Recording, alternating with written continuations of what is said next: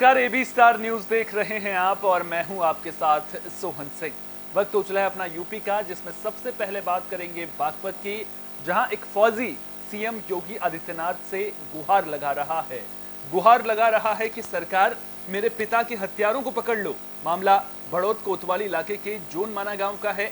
जानकारी के मुताबिक फौजी की मां हत्या के आरोपियों के डर से बेटी को साथ लेकर घर से पलायन कर चुकी है और मकान पर ताला लगाकर पोस्टर चिपका दिया है, क्योंकि हत्याकांड के आरोपी समझौते का दबाव बना रहे हैं।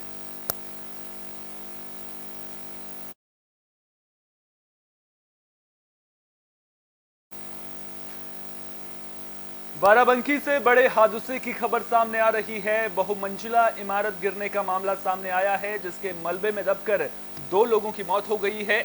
वहीं 12 लोगों को बचा लिया गया था। बता दें कि जिस वक्त 3 मंजिला इमारत गिरी थी, उस वक्त मकान में और उसके आसपास करीब 12 लोग सो रहे थे।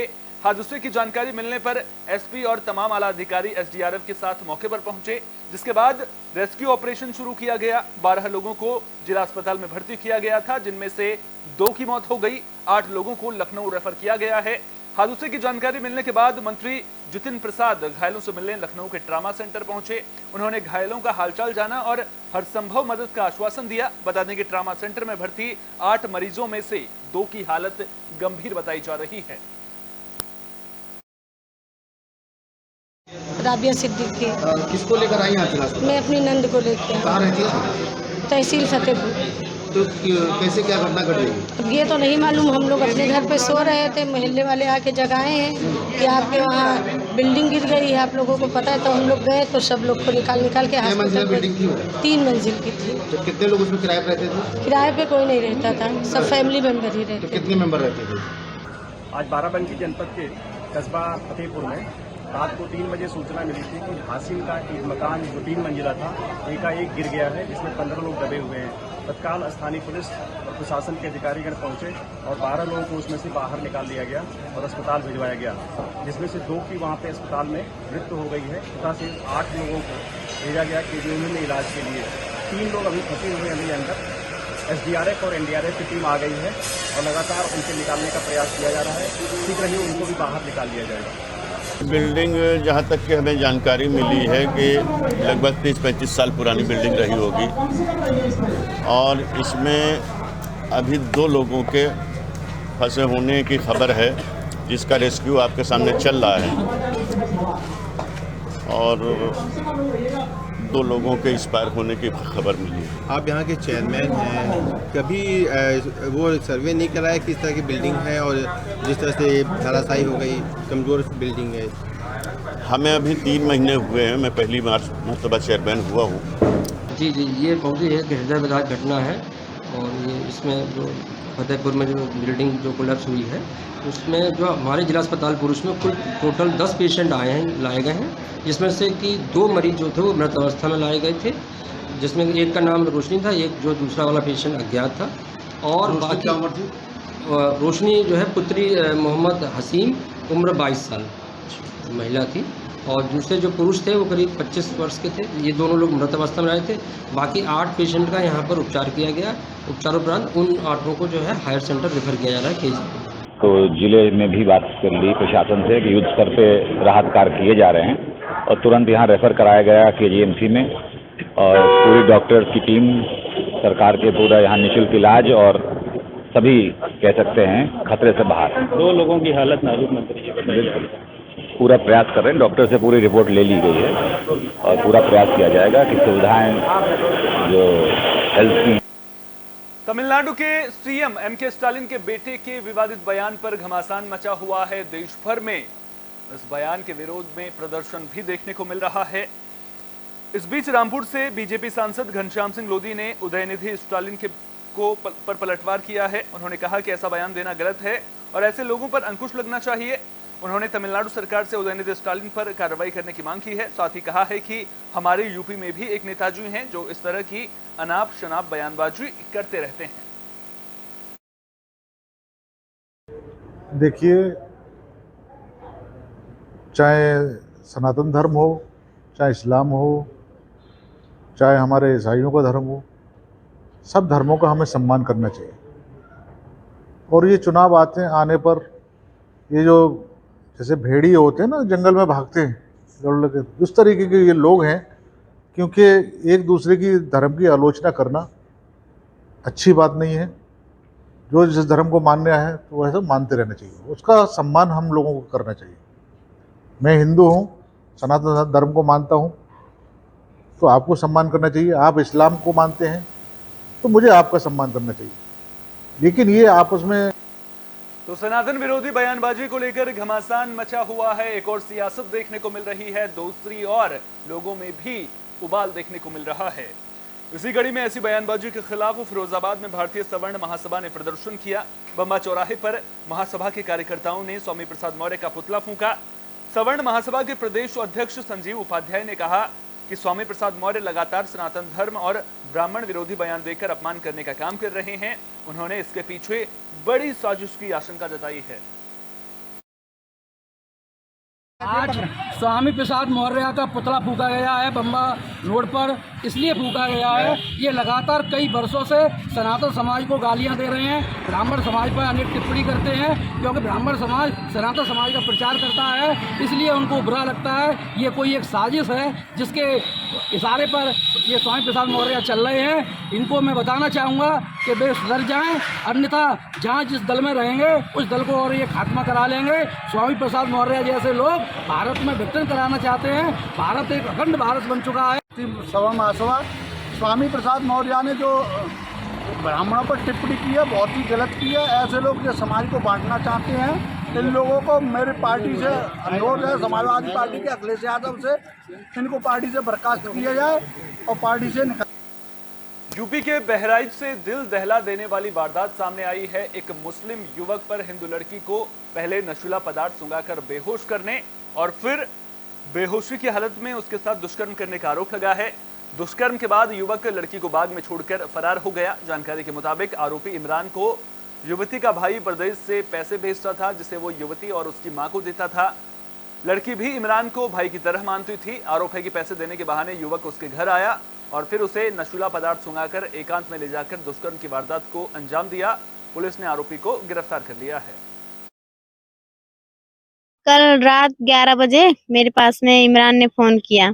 उसने बोला मैं तुम्हारे घर के पीछे खड़ा हूँ, मतलब बाहर आओ, मैं तुमसे बात करना चाहता हूँ। तब मैं गई बाहर, तब उसने मेरे को रुमाल दिया, मैंने मुंह पोंछा, बस मैं वहीं पे बेहोश हो गई। फिर उसने गाड़ी पे लेके गया मेरे को बगीचे में, बिल्कुल बगीचा जैसा था वहाँ पर, वहीं पे लेके गया। फिर उसके बाद मुझे ऐसे तालाब के पास फेंक के चला गया। हमारे भांजी के साथ कल रात 11:30 बजे गायब हो गई थी और ये लगभग 2 बजे ये मिली है। कैसे गायब हुई थी, क्या था?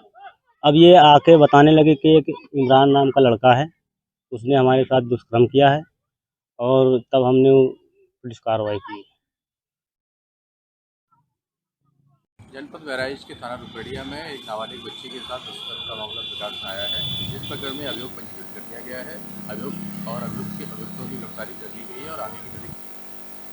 फर्रुखाबाद में वकीलों का हल्ला बोल देखने को मिला है। हापुड़ की घटना के विरोध में फतेहगढ़ कलेक्ट्रेट परिसर में वकीलों ने प्रदर्शन किया और मामले को लेकर डीएम को ज्ञापन सौंपा। बता दें कि वकील हापुड़ के डीएम और एसपी को हटाने और आरोपी पुलिसकर्मियों के खिलाफ एफआईआर दर्ज करने की मांग कर रहे हैं।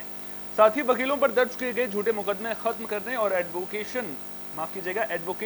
प्रोटेक्शन एक्ट अधिवक्ता संरक्षण लागू करने की मांग भी वकीलों ने की है। आज हम लोगों ने ये ज्ञापन माननीय जिलाधिकारी के माध्यम से हापुड़ में हुई घटनाओं जो पुलिस और अधिवक्ताओं के मध्य हुई है, मैं जिलाधिकारी हापुड़ और पुलिस अधीक्षक हापुड़ का अविलंब स्थानांतरण करने की मांग, दोषी पुलिसकर्मियों जिन्होंने बर्बरतापूर्वक लाठीचार्ज किया है तथा महिला अधिवक्ताओं को भी पीटने में का कार्य किया है पर मुकदमा दर्ज हो। प्रदेश भर में अधिवक्ताओं के विरुद्ध जो झूठे मुकदमे दर्ज किए गए हैं उनको एक्सपंज करने की मांग की जा रही है और एडवोकेट प्रोटेक्शन एक्ट अधिवक्ता संरक्षण अधिनियम जिस प्रकार राजस्थान ने अपने। झांसी में एसओजी टीम और प्रेमनगर पुलिस की बदमाशों के साथ मुठभेड़ हो गई। मुठभेड़ में एक बदमाश पुलिस की गोली लगने से घायल हो गया है, जिसे गिरफ्तार कर लिया गया है। घायल बदमाश सुमित यादव झरर घाट ताल बेहट का रहने वाला बताया जा रहा है, जिस पर ललितपुर में गैंगस्टर समेत कई मुकदमे दर्ज हैं और उसे जिला बदर घोषित किया गया है। दरअसल प्रेमनगर इलाके में 25 अगस्त को हुई लूट के खुलासे के लिए एसएसपी राजेश एस ने टीम गठित की थी और एसओजी को भी लगाया था। इसी दौरान 3 संदिग्ध पुलिस को बल्लमपुर रोड में बाइक पर आते दिखे।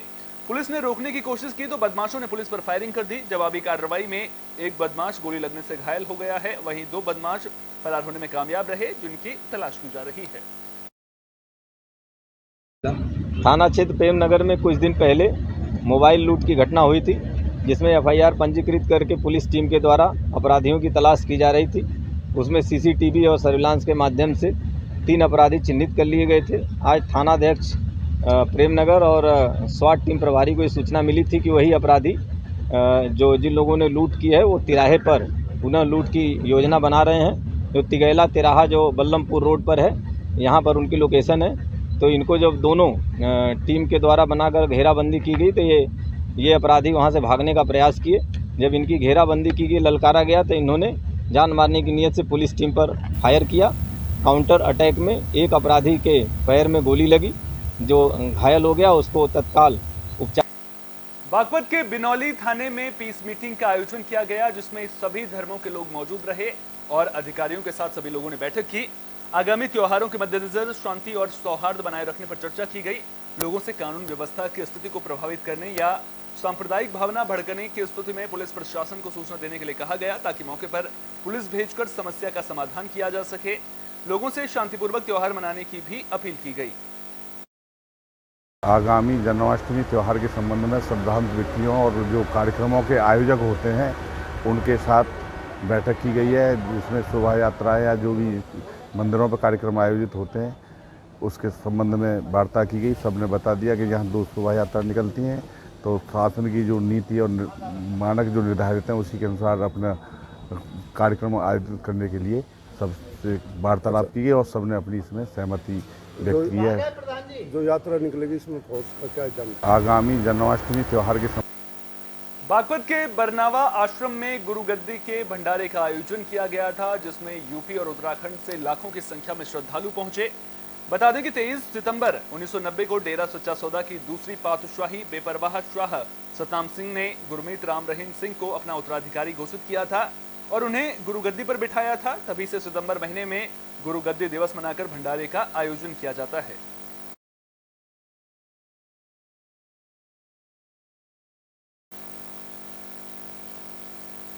बुलेटिन के आखिर में बात रामपुर की, जहां मिलक थाना इलाके में एक युवक की सिर कटी लाश मिलने से हड़कंप मच गया है। आपको बता दें कि सुबह खेत में काम करने जा रहे किसानों ने लोहापट्टी भागीरथ गांव के जंगल में शव देखा था, जिसकी जानकारी मिलने पर पुलिस की टीम मौके पर पहुंची।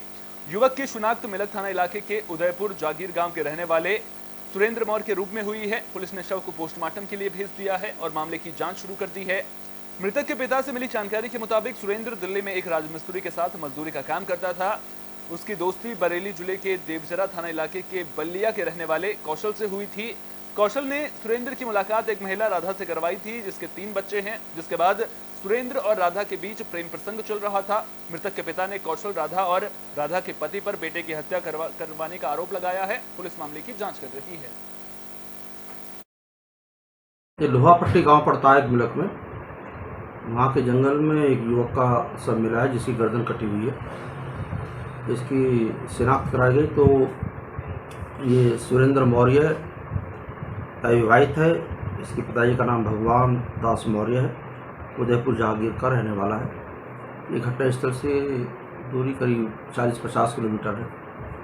या तो इस लड़के को वहाँ लाकर फेंका गया मारकर, या वहाँ लाकर हत्या की गई है और सभी एंगल पे इसकी जांच की जा रही है। जल्दी इस केस का खुलासा।